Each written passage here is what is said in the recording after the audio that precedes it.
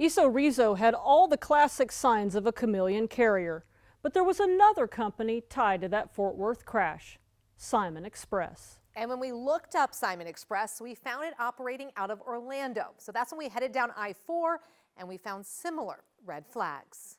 Hello, my friends. My name is Tim Mirzaev. Timur Mirzaev boasts of owning numerous trucking companies. I have an extensive experience in transportation industry and managing trucking companies. He's a self-styled trucking entrepreneur. I have combined the best work practices I learned in the field. After the Fort Worth crash, the family sued all the trucking companies involved. The company that hired the driver was Mirzaev's, a carrier called Simon Express.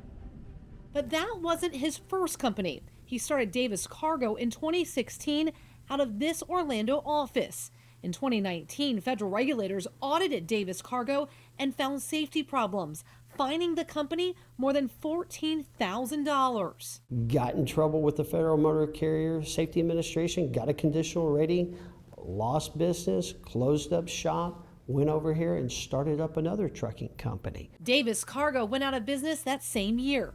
Mirzaev then bought two new trucking companies, basing them in the same Orlando office where he'd operated Davis Cargo.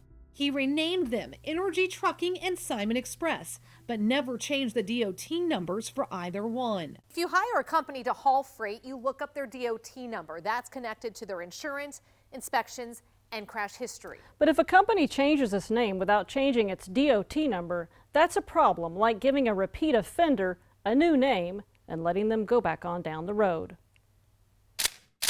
Look closely at that truck in the Fort Worth crash. That number connects to everything. Inspections, insurance, crash history, all of it. Look closely at the truck. The door says Energy Trucking, but on the cab, you'll see Simon Express and their DOT numbers. He's running two different trucking companies, all in the same office. The same people from Energy were handling the same things for Simon. Okay. Good morning, we're on the record. Mirzaev used an interpreter during a 2024 deposition. Simon или solicitou Energy Tracking? Energy Tracking and Simon Express had the same team. Mirzaev testified that employees of Energy Trucking ran Simon Express, and Energy Trucking paid Simon Express drivers. In September 2020, federal regulators warned Simon Express about serious safety problems, flagging significant non-compliance for unsafe driving. In the months that followed, Simon Express drivers crashed 4 times on icy roads. One of them, the Fort Worth pileup that killed Tiffany Jarrett and Mike Wells. The driver in that crash had only been a truck driver for 16 months. He'd taken a 3-week driving school in Florida. Here he is testifying in a deposition. They do any kind of, quote, road test with you? No. He had been involved in a wreck just 2 months before in icy road conditions. And so you can start to see these patterns of conduct where history just repeats itself.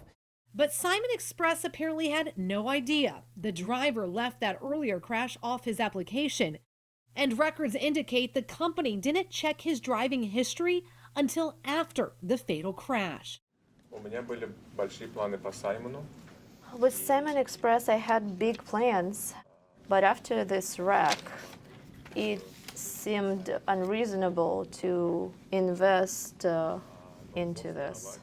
But Mirzaev didn't shut the company down willingly. In reality, the Federal Motor Carrier Safety Administration shut down Simon Express in October 2021 following the Fort Worth crash.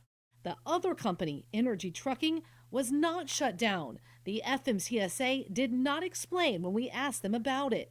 In fact, it kept operating for another 3.5 years before it lost its insurance in 2025. It's a whack-a-mole game. It needs to stop. We need the Federal Motor Carrier Safety Administration to get more heavily involved. When you let trucking companies play musical chairs with just the name of the company, you're losing accountability, and the public is paying for that. We found truck cabs outside this Orlando business office labeled Energy Trucking. Inside, a directory where it shows Energy Trucking on the 2nd floor. When we went inside the office, lights were on and a key card with the name Timur. but it looked like nobody was there. We did see another sign on the wall for Truck Staff Solutions, another company Mirzaev owns. On the company's website, it says they're based in Pennsylvania. It promises customers they can receive a fully established business entity, including all legal and administrative work completed, allowing you to hit the ground running. One of its investors sued this year, alleging they were creating and selling chameleon carriers. We have bought and sold numerous amounts of numbers. At the time of the crash, Hope Trans listed a Tacoma address in federal records. But that address, a co-working space. When our sister station in Seattle showed up a few days after the crash, staff said the company only got mail there. They didn't actually work there. When a trucking company registers, it's required to list a principal place of business. That means a real physical address, not just a mailbox or P.O. box.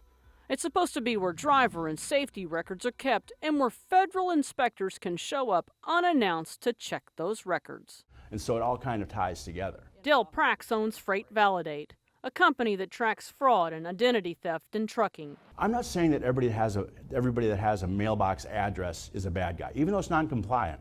But I'll tell you, a huge percent of the people that are bad guys have those kind of addresses.